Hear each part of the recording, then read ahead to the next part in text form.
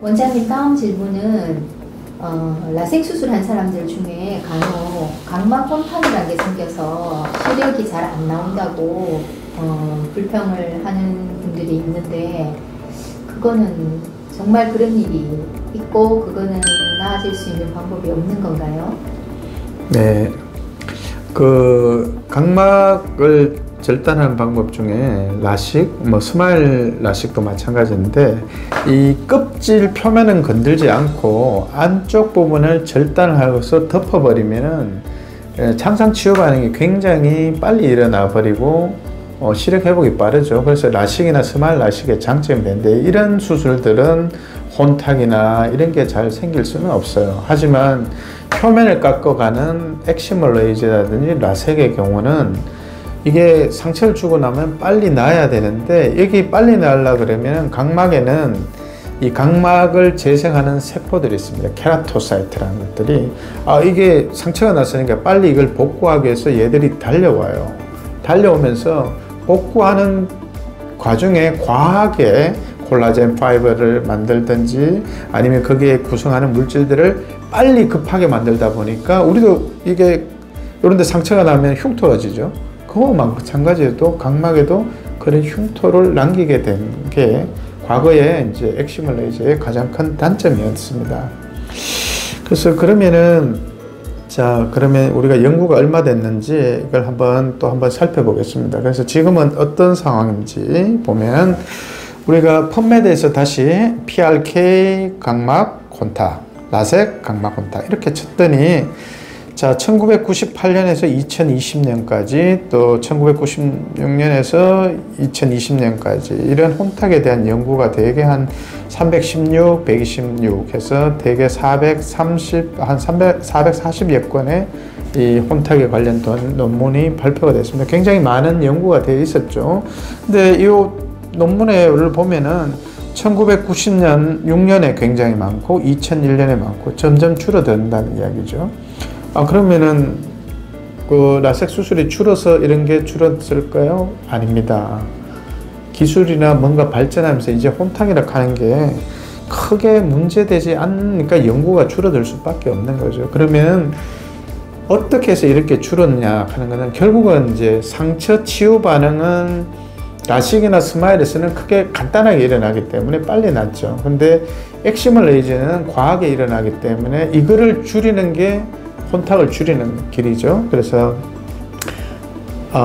마이토마이신이라는 이 항암제 성분을 안과에 쓸 수 있는 굉장히 연한 안전한 농도로 사용해서 이 케라토사이트나 얘들이 운드 힐링이 되는 창상 치유 반응을 줄일 수 있는 약을 적용한 것이 어떻게 보면 가장 큰 1등 공신이 될 수 있고요. 혼탁을 줄이는데, 그래서 대개는 지금 거의 90% 이상의 이 라섹 수술하는 병원에는 아마 적용을 하고 있을 겁니다. 그리고 이 적용 역사를 보면은 1998년도부터 됐죠. 얘도 거의 한 30년 가까이.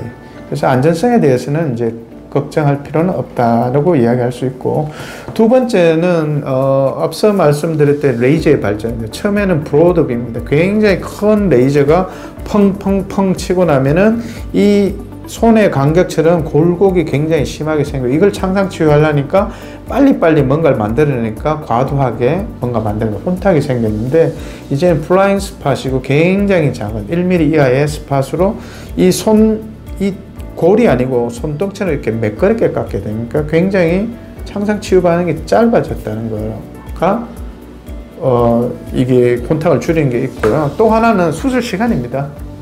예전에 이 엑시멀 레이저 브로드 빔일 때는 한쪽 눈에 30초 내지 1분 이상의 시간이 소요가 됐는데, 요즘 같은 경우는 저희 병원에 이용되고 있는 테노 317M2는 1초에 1디옵타입니다. 그래서 마이너스 10디옵타를 광학부 6mm로 교정할 땐 10초죠.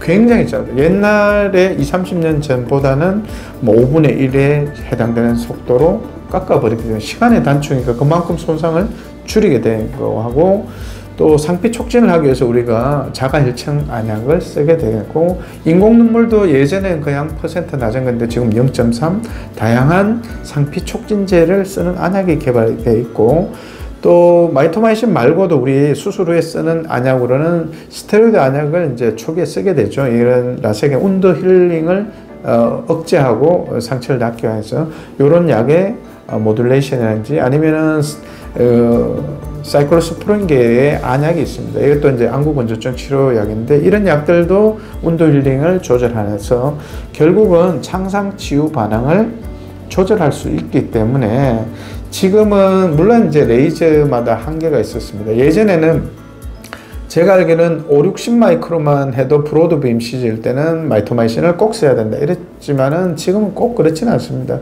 지금 레이저가 되게 뭐 병원마다 기준은 다르지만 제 기준은 130마이크론 정도는 기본적으로 혼탁이 없이 깎을 수 있습니다. 그래서 옛날 기계보다는 훨씬 좋아졌다 이렇게 생각하시면 되고요. 그리고 이제 우리가 이제 항암제 성분인 마이토마이신을 쓰고 있는데 이제 사실 이게 뭐 안과에 쓴 역사도 굉장히 길지만 얘도 팩트를 체크를 해보면 여기 사진에 보다시피 수술이 끝나고 난 뒤 마이토마이신 희석된 거를 이렇게 웩셀에 적셔서 이렇게 이제 시간을 내죠. 이제 시간이 짧습니다. 옛날에는 뭐 40초, 50초 하다가 요새는 10초, 20초 미만으로 이제 적용을 하게 되는데 이런 마이토마이신을 사용한 것도 1996년에서 뭐 2020년까지 굉장히 229건의 논문이 나와 있고 여기에 대한 유효성이나 안정성은 이미 검증이 되어 있기 때문에 뭐 크게 문제 되지는 않습니다. 그리고 저도 2006년에 대한안과학회지에 엑시머 레이저 했을 때 이게 각막 혼탁을 줄이기 위한 마이토마이신에 대한 연구를 한 14, 15년 전에 발표를 한 적이 있고 안전하다는 결론을 내렸습니다. 그래서 이제는 이제 각막 혼탁을 뭐 굉장히 걱정하면서 라섹을 해야 된다 이런 기준은 크게 걱정하지 않아도 될 것 같습니다.